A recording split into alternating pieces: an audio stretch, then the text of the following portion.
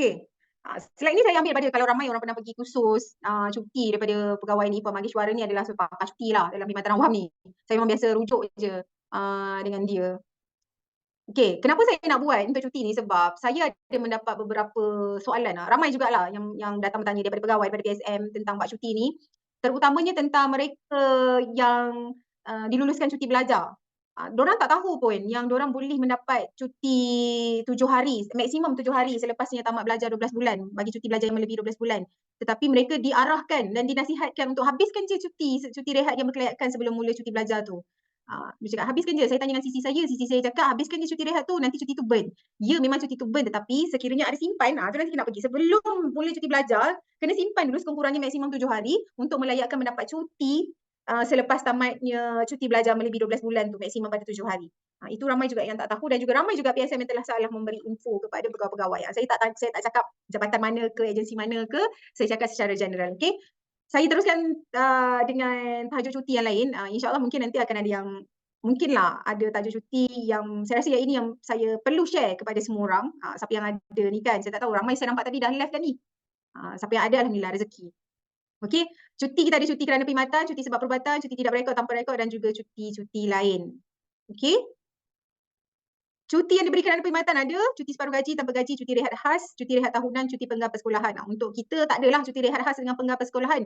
Termasuk juga tenaga pengajar di institut latihan, dia tidak dikira sebagai, mereka pengajar tetapi mereka tidak terlibat dengan cuti penggal persekolahan dan juga cuti rehat khas. Okey? Kalau ada apa-apa nak tanya, boleh ni boleh on mic, siapa yang nak on mic boleh tanya dekat on mic, siapa yang nak tanya dekat chat pun boleh tanya dekat chat. Cuti rehat, tafsiran cuti rehat seperti yang kita tahu, bergaji penuh yang diberi kerana perkhidmatan yang melayakkan dalam 1 tahun dari bulan Januari hingga Disember. Okey? Boleh diambil pada bila-bila masa dalam 1 tahun dengan kelulusan ketua jabatan. Hari mingguan dan hari cuti am tidak dikira sebagai cuti rehat. Ini semua orang tahu dah ni, semua terror dah ni. Cuti rehat yang berkelayakan adalah sebanyak cuti yang tempoh perkhidmatan yang melayakkan dikira ke setengah hari berhampiran. Semua orang tahu pasal cuti rehat. Okey, apakah tafsiran perkhidmatan yang melayakkan yang masa saya cakap tadi tentang cuti sakit barah? Terdiri daripada masa-masa bertugas, cuti rehat, cuti sakit dan juga bagi guru-guru termasuk cuti sekolah bergaji penuh. Tetapi sekiranya ambil 5 jenis cuti ni, cuti separuh gaji, tanpa gaji, haji, TB kusta dan barat dan juga cuti belajar pula, akan menjejaskan kelayakan cuti rehat. Okey. Ada persoalan setakat ini? Chat kejap. Oh, okey, sekejap. Tadi Puan Nurul Anis ada tanya, dokumen pengesahan penyakit sebelum itu tidak dapat dipastikan kerana hospital pertama tidak dapat detect. Tak apa Puan Nurul Anis, hantar je permohonan dengan salinan sijil sakit kepada kementerian, nanti kita akan semak semula. Tapi hantarkan juga surat pengesahan penyakit daripada hospital yang mengesahkan barah tu juga. Tak apa, boleh je. Tolong share link kehadiran. 7 hari selepas tamat belajar tu kena ambil sekaligus ke atau boleh berselang-seli? Sebaiknya sekaligus. Kalau kata mengikut nasihat daripada JPA, diorang kata ambil sekaligus sebelum mula menjalankan tugas sepenuh masa. Okey? Puan nak tanya cuti GCR yang dah melebihi 180 hari adakah bakinya burn atau boleh dimasukkan lagi dalam GCR? Puan Suryati. Okey. Puan boleh tak jelaskan balik mengenai 7 hari belajar tu kena simpan 7? Oh, okey. Alright. Nanti saya share slide. Okey, nanti saya akan bagi tahu dekat ni. Okey, saya nak jawab dulu soalan daripada Puan Suryati BKP KSM. Urus setia boleh. Macam nak hilangkan blur kat belakang ni sebab saya nak guna, boleh macam nak guna whiteboard ke apa? Saya pun okey, tak apa, saya jelaskan macam ni lah. Harapnya faham lah. Okey, macam ni. Untuk GCR yang telah melebihi 180 hari, maknanya tabung GCR itu dah lebih dah ada 200 hari dah. Tapi pegawai nak bersara lagi 5 tahun. So, adakah setiap tahun tu dia boleh simpan lagi? Okey, mulai pada tahun 2017, semua cuti rehat yang telah dikumpulkan dalam GCR yang melebihi daripada kelayakan pemberian award wang tunai GCR semasa persaraan, mulai daripada tahun 2010 ke 2022 dah naik pada 160, mulai tahun 2023 naik kepada 180. So, katakanlah sekarang ni kekallah 180 lah kan. So, yang lebih daripada 180 itu boleh diguna pakai sebagai cuti rehat sebelum bersara yang boleh diguna pakai dalam masa setahun daripada tarikh persaraan pegawai. Okey. So, dia bukannya yang masuk tu, dia masuk top up, benda tu akan burn, tak ada. Dia boleh je top up, boleh je masuk lagi kalau sehingga dia nak bersara, lepas tu dia kira lah yang masuk dah lebih daripada 180 hari tu akan boleh diguna pakai sebagai cuti rehat sebelum bersara. Okey, Puan Surati faham ke? Encik Syarul Bakia dari IIP Kepala Batas. Jelaskan mengenai cuti belajar. Okey. Sekejap, saya buka slide yang pasal cuti belajar tu ya.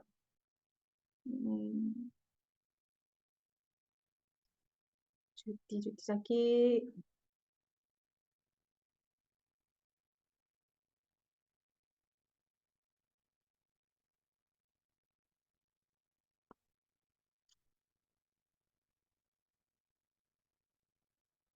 tiba-tiba tak ada pula. Macam mana? Okay, sekejap ya. Takut saya pula yang terlepas. Yang ni. Okay. Cik Syarul Bakia. Okay. Cuti rehat selepas berkursus melebihi 12 bulan melalui Perintah Ambab C38. Okey, membolehkan pegawai rehat dan menguruskan perkara-perkara yang berkaitan selepas berkursus. Telah menamatkan kursus pengajian melebihi 12 bulan, mempunyai baki cuti rehat sebelum mula berkursus maksimum 7 hari, tertakluk kepada baki cuti rehat yang berkelayakan tidak termasuk hari rehat mingguan dan kelepasan am. Okey. Maksudnya dekat sini, katakanlah sebelum tuan pergi cuti belajar, tuan puan pergi cuti belajar, tuan puan ada baki bila kita dah prorate, katalah tahun ni lah cuti belajar kan. Dah prorate nak cuti belajar lebih pada 12 bulan tu, cuti belajar tiba-tiba ada tetamu pula kita. Cuti rehat yang ada tu katalah tak cukup, dah guna ada 10 hari tapi ada baki lagi. Ada baki lagi 7 hari. Tapi dah kena cuti belajar. 7 hari tu dia tak boleh masuk dalam GCR dan juga tak boleh juga nak masuk dalam kita nak carry forward. Ada orang gambar sekejap. Tetapi dia akan menjadikan seseorang itu layak untuk menggunakan kemudahan cuti rehat selepas berkursus melebihi 12 bulan ini. Maksimum 7 hari yang dia dah kumpul tadi itulah yang dia ada tadi tu. Tapi kalau kata dia habis guna sebelum dia pergi belajar, dia dah habis dah guna 7 hari baki cuti rehat yang ada tu, so bila dia balik je belajar daripada kursus melebihi 12 bulan, dia tak ada dapat kemudahan cuti rehat ini. Okey, jelas tak Tuan Syarul yang bertanya tadi? Faham puan, saya tanya bagi pihak yang lain. Terima kasih. Cara menggunakan cuti rehat sebelum bersara tu macam mana ya? Boleh jelaskan lagi tak? Contoh pegawai ada 60 hari, lebihan dari GCR jadi boleh ke 60 hari bersara? Ya betul Puan Nuraini. Kalau kata ada baki tadi dah tolak dah 180 tu, ada baki 60 hari tu boleh digunakan secara sekaligus ataupun boleh secara runcit-runcit mengikut kelulusan ketua jabatan. Okey, boleh digunakan dalam tempoh setahun daripada tarikh bersara. Okey? Jika bersara pilihan, bolehkah lebihan GCR digunakan di akhir tahun perkhidmatan? Jika bersara pilihan, bolehkah lebihan GCR digunakan di tahun akhir perkhidmatan? Sekiranya, Puan Kak Yati, kalau bersara pilihan, kalau dah melebihi, dia bukan ikut pada kategori bersara. Dia kalau kata seseorang itu dah habis, GCR yang terkumpul dah lebih daripada 180 hari. Dia boleh guna, itu je. Maksudnya 7 hari yang masih ada tak boleh ambil lah, ya. Ya, kalau kata macam ni Tuan Syarul, kalau kata Tuan Syarul sebelum cuti belajar ada baki cuti rehat yang berkelayakan yang tak boleh nak guna sebelum cuti belajar tu, selepas habis daripada cuti belajar 12 bulan boleh guna balik 7 hari yang tadi tu, yang sebelum belajar tu.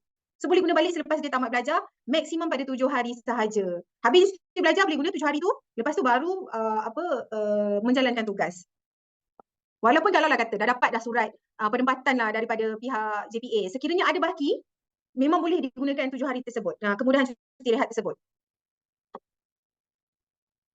Puan nak tanya kalau pegawai tengah cuti belajar bergaji penuh dan disahkan barah kena angkat permohonan juga ke macam mana?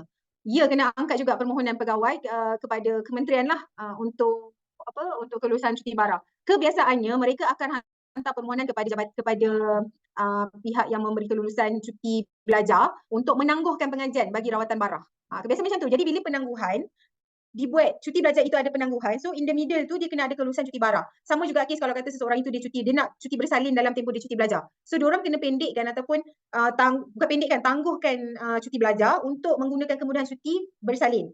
So istilah yang paling kita senang nak guna tiada cuti dalam cuti. So bila dia ada permohonan cuti yang itu, cuti barah, cuti bersalin, kena buat penangguhan kepada pihak yang memberi kebenaran cuti belajar dan kena mohon juga kepada jabatan asal untuk permohonan cuti barah tersebut.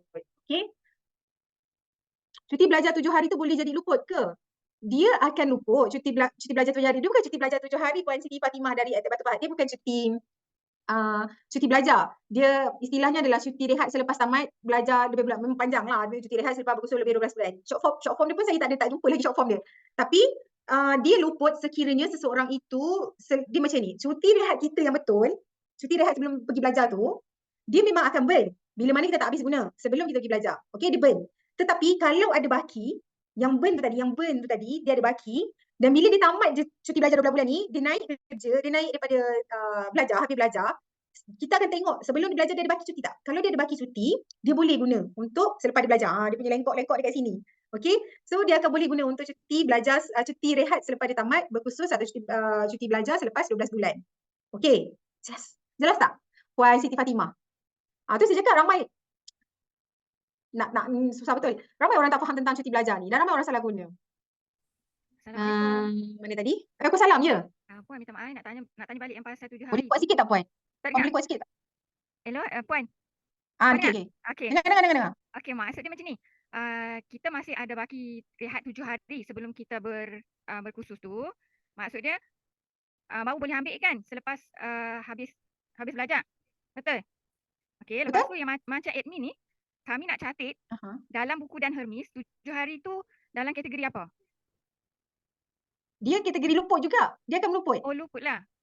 Kategorinya luput. Cuma bila mana katakanlah puan dekat puan daripada mana dari? ILP Kuala Batas? LP. Okey. Saya tahu ramai PLV yang akan yang cuti belajar apa semua kan. Sampai di JPA buku servis tu kita akan hantar ke JPA, betul tak? Betul? Sebab dia akan masuk ke jawatan latihan kan. So di JPA tu nanti diorang akan tengok balik sekiranya ada baki, diorang akan tengok daripada dekat Hermes memang akan masuk kategori luput. Dekat dalam buku servis pun memang kita kena tulis baki cuti tu luput. Tetapi di PSM di BKP JPA diorang akan melihat yang luput tu sebagai kelayakan yang boleh digunakan selepas mereka tamat 12 bulan. Faham tak?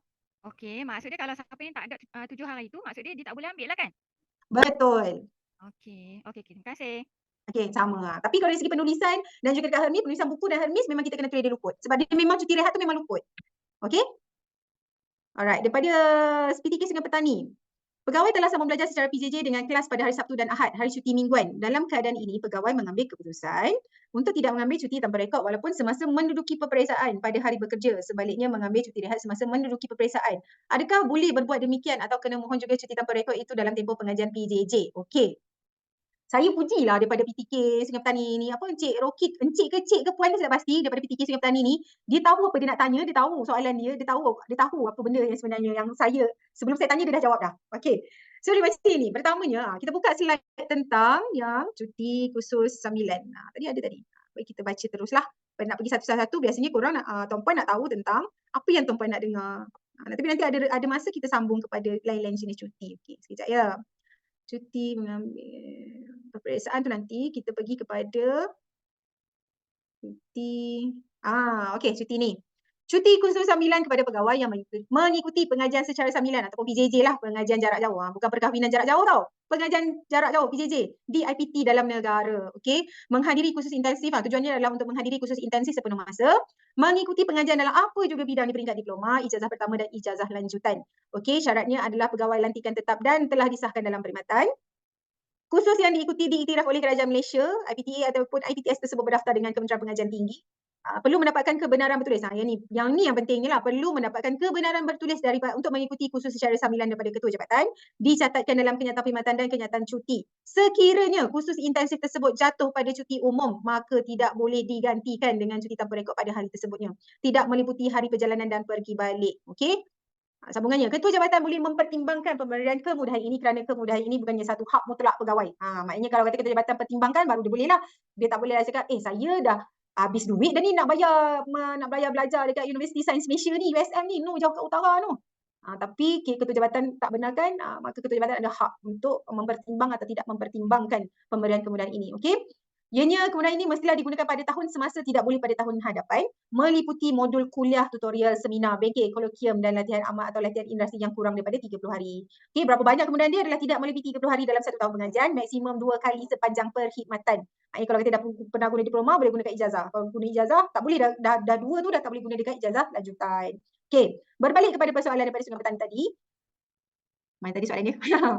Adakah boleh berbuat demikian kalau dia kata dia tak nak guna? Pertamanya, adakah pegawai telah memohon kebenaran Ketua Jabatan untuk PJJ, untuk pengajian secara sambilan? Kalau kata dia tak pernah memohon dan kena mohon dan kena guna, boleh gunakan. Tapi saya jarang sekali orang nak guna cuti rehat bagi tujuan ini. Banyak sangat cuti rehat dia ni, betul tak? Cik Rokit, banyak sangat ke cuti rehat pegawai ni dia nak guna untuk menduduki peperiksaan dia. So biasanya exam ambil masa 2-3 hari juga. Kalau dia ada kebenaran daripada Ketua Jabatan untuk PJJ, untuk pengajian secara sambilan, tak ada masalah untuk pegawai memohon untuk cuti tanpa rekod menduduki peperiksaan. Tertakluk kepada hari-hari yang dijadualkan exam tersebut. Okey? Kita sebagai PSM, kita kena advise lah. Apa baik besar dia, apa pro and cons dia punya kemudahan ini. Kalau dia banyak sangat cuti, dia nak guna, terpulang lah. Tapi kalau kata ni kita ada kemudahan, orang dah bagi kita kemudahan, kita ambil lah. Tapi tertakluk balik kepada keputusan Ketua Jabatan. Kalaulah kata dia mohon cuti rehat, dia memang cakap, saya memang berbesar hati dan bermurah hati nak menghabiskan cuti rehat saya bagi tujuan peribadi saya. Saya tak nak gunalah kemudahan daripada kerajaan ni, saya banyak sangat cuti saya. Banyak sangat sampai 60 hari setahun, baki daripada KFO, banyak sangat cuti. Jadi saya nak guna je lah cuti rehat saya. tak nak guna kemudahan daripada kerajaan ni, tetapi ketua jabatan tak nak luluskan. Ketua jabatan tu sila guna kemudahan cuti tanpa rekod. So dia kena gunalah cuti tanpa rekod. Simple. Macam tu. Puan Nurisa, perlu kelulusan ketua jabatan dan bagi yang mohon lebihan GCR sebelum bersara? Ya, saya siapa di sana. Kalian cuti tadi tapi tak ada masalah kan kalau kita untuk guna cuti rehat kita sendiri kan? Tak ada masalah. Tertakluk pada kelulusan ketua jabatan. Maksudnya, contohlah kalau kata, okey, kalau lah kata benda tu berlaku pada hari Sabtu dan Ahad, tak kacau pada hari bekerja, atau tak apalah. Katakanlah exam tu ke ataupun kelas dia jatuh pada hari bekerja yang kena hadir secara bersemuka, dia kata tak apalah, tak nak guna cuti tanpa rekod. Nak guna juga cuti rehat dia. Ketua jabatan luluskan. Tak ada masalah. Sebab ini apa-apa tertakluk pada kelulusan ketua jabatan. Macam saya cakap lah, kalau kata ketua jabatan tak luluskan untuk dia guna cuti rehat, ketua jabatan kata sila guna cuti tanpa rekod, sila gunakan cuti khusus sambilan. Kena gunalah yang itu. Mengikut apa yang ketua jabatan sure dan juga luluskan. Jelas? Puan Amira ke tadi? Ya betul Puan. Dan juga daripada PTK Sungai Petani. Jelas ke? Jelas Puan, terima kasih. Sama. Okey, yang mohon lebihan GCR sebelum bersara kena dapatkan kelulusan ketua jabatan. Puan Siti Aliza, Puan, jika cuti 7 hari yang disimpan untuk selepas tamat cuti belajar tidak digunakan terus, adakah cuti tersebut terbatal? Maknanya dah naik kerja baru nak guna cuti rehat tu. Dia sebenarnya memang terbatal lah. Memang tak boleh nak guna dah sebab Puan dah mula bekerja. Sebab kemudahan itu diberikan selepas tamat belajar untuk berehat dan menyelesaikan urusan-urusan yang berkaitan. Mungkin urusan dah rumah ke, nak kemas rumah ke, especially mereka yang bawa balik belajar daripada luar negara kan. So urusan itu kerajaan dah bagi untuk tuan-puan uruskan urusan peribadi dalam masa 7 hari sebelum memulakan tugas. Dan jabatan walaupun katakanlah dah sampai dekat kementerian, kita dah ada dah pun surat penempatan. Tetapi boleh layak, pegawai layak untuk mohon 7 hari tersebut. So bila dah naik kerja, nak guna balik tu tak boleh dah. Tidak dibenarkan. Okey. JTKSM, Puan Nur Hazlina. Jumlah GCR terkumpul bagi tahun 2021 adalah sebanyak 240 hari. Tahun selepas itu dah tersimpan dah GCR. Nanti masa pencen dapat tak full GCR. Okey. Yang ini ramai sangat orang salah faham dan ramai sangat yang telah dikembali yang dipotong masa bahagian pencen buat kiraan. Dia okey. Urus setia nak minta tolong datang sini sekejap boleh tak? Puan Han ke, Puan Nik ke, boleh tak minta tolong datang sini sekejap? Okey, daripada ILP mana ni Limau Tebal. Cuti tahun pertama akan luput di tahun akhir ketiga, katalah dia cuti belajar 4 tahun, cuti rehat yang 7 hari tu benarkan, tapi dia masih dapat kemudahan cuti selepas 12 bulan. Ya betul. Macam mana kita nak buang blur ni sebab kalau saya nak buang lepas tu saya nak conteng dekat whiteboard.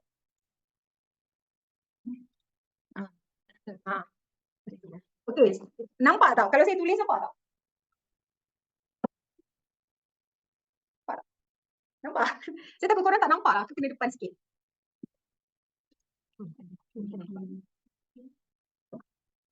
Halui. Halui.